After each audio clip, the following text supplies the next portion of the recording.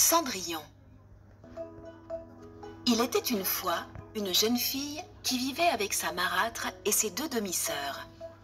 Toutes trois obligeaient la jeune fille à s'occuper des corvées de la maison. Pourtant, jamais elle ne se plaignait, même quand on se moquait d'elle. À la fin de la journée, épuisée, la jeune fille s'asseyait devant la cheminée dans les cendres. C'est ainsi qu'on lui donna le surnom de Cendrillon. Un grand bal allait être organisé au palais royal afin de désigner la jeune fille qui deviendrait la future épouse du prince. Les demi-sœurs de Cendrillon voulaient s'y rendre coûte que coûte. Pour cette occasion, elles se parèrent de leurs plus beaux atours, obligeant Cendrillon à les coiffer et à les maquiller. Le soir du bal, triste de ne pas pouvoir s'y rendre, Cendrillon regarda ses demi-sœurs partir. Les larmes se mirent à couler sur ses joues quand tout à coup, la fée marraine apparut devant elle. « Aimerais-tu aller au bal ?» demanda la fée.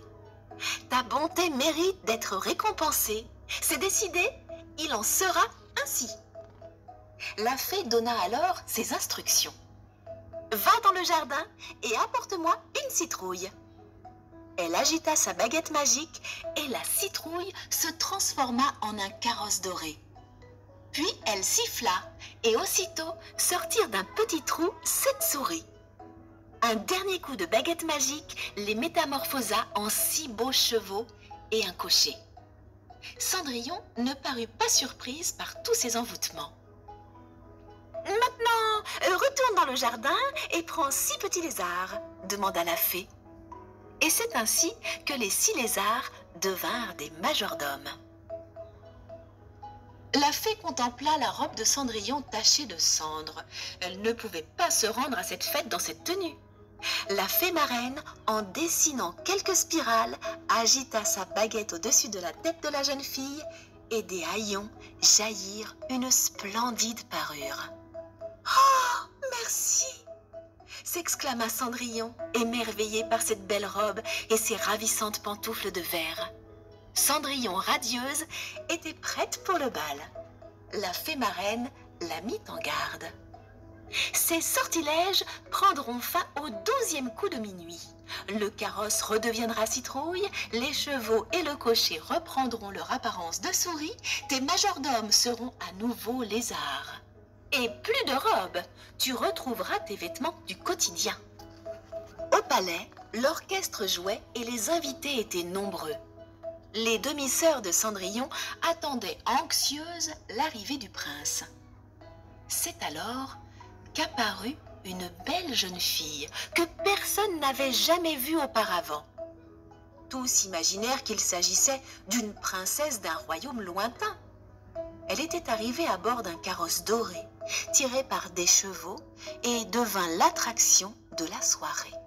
« Quelle beauté !» murmuraient les invités.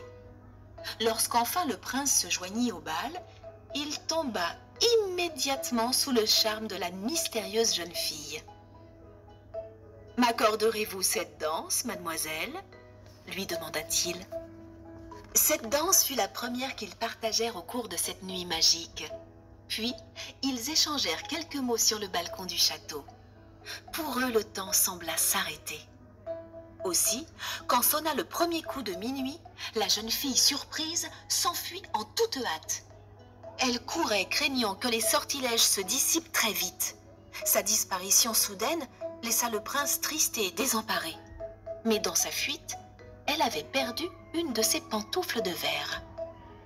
Le lendemain, le prince, éperdument amoureux de la mystérieuse jeune fille, annonça qu'il épouserait quiconque réussirait à chausser la pantoufle de verre perdue. Il la fit d'abord essayer aux princesses du royaume, sans succès. Il se tourna ensuite vers les dames de la cour, mais aucune ne put glisser son pied dans le soulier. Il décida alors que toutes les femmes du royaume, sans exception, devaient essayer cette pantoufle. Quand le cortège princier arriva chez Cendrillon, ses demi-sœurs essayèrent sans tarder la pantoufle.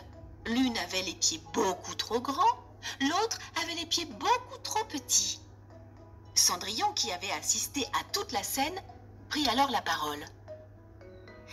S'il vous plaît, laissez-moi l'essayer, demanda-t-elle.